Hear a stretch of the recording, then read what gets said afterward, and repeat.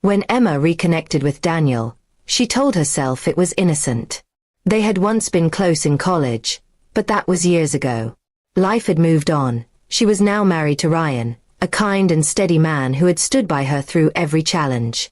When Daniel reached out through social media, she convinced herself it was harmless to reply. She never mentioned to Ryan that Daniel was her ex-boyfriend. Instead, she referred to him as an old friend, thinking it would avoid unnecessary tension. Their chat started casually, updates, memories, and harmless jokes. But soon, the messages grew more personal.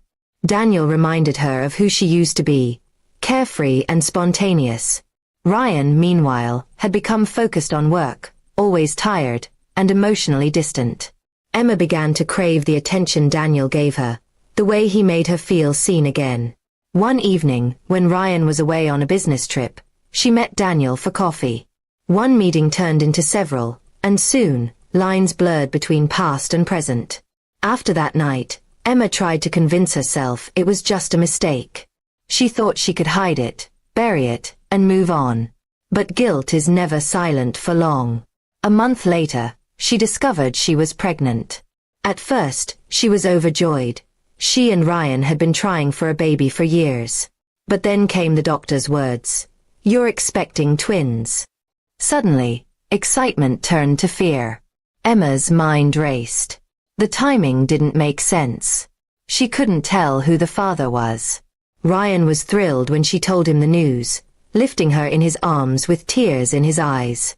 "This is the best thing that's ever happened to us," he said. Emma smiled weakly, feeling the weight of her secret grow heavier with every heartbeat. Weeks passed, and the guilt began eating away at her. Every ultrasound, every nursery plan, every baby name discussion, all of it was built on a lie. Daniel, unaware of the pregnancy, messaged her occasionally, still flirting, still hinting at something deeper. Emma ignored him, hoping silence would make him fade away. But secrets have a way of finding their voice. One afternoon, Ryan came home early, holding Emma's phone in his hand. "Who's Daniel?" he asked quietly. Her heart sank.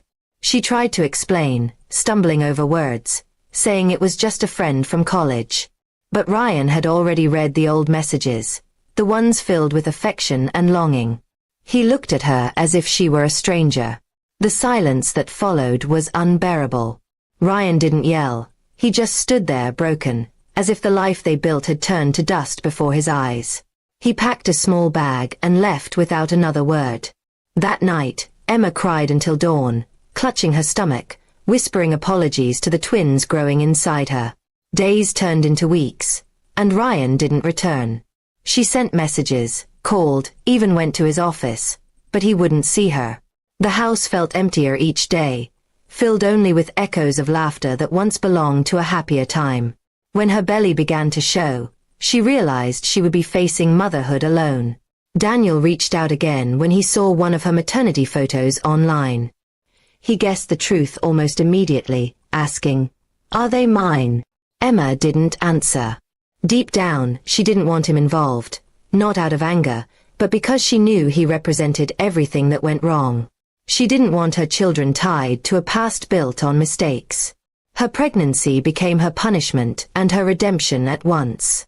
The loneliness was crushing, yet it forced her to grow stronger. She started working from home, preparing for the babies, learning how to navigate the pain of betrayal, her own betrayal. The reflection in the mirror was no longer the carefree girl Daniel once knew or the wife Ryan once adored. She was someone else now, tired, wiser, and regretful. When the twins were born, Emma named them Hope and Grace, names that reminded her of what she had lost and what she still had left. Ryan didn't come to the hospital, though she had sent him a message. She cried when the nurse placed the babies in her arms, realizing they were innocent of everything that had happened. They didn't deserve the chaos their mother had caused. Months later, she received a letter. It was from Ryan. He said he needed time to heal, that he couldn't forgive her yet, but he wished the twins well. He enclosed a small check, a sign of care but not love. She held the letter for hours, reading it again and again, each word carving new pain into her heart. Now, as Emma rocks her twins to sleep each night, She lives with the ache of her choices. She imagines what life could have been if she'd been honest, if she had never let an old friend back into her world. The house is quiet, but the lesson echoes loudly. One lie, however small, can destroy everything you love. And in that silence, between the soft breaths of her babies, she finds a fragile kind of peace. Not from forgiveness, but from finally accepting the truth.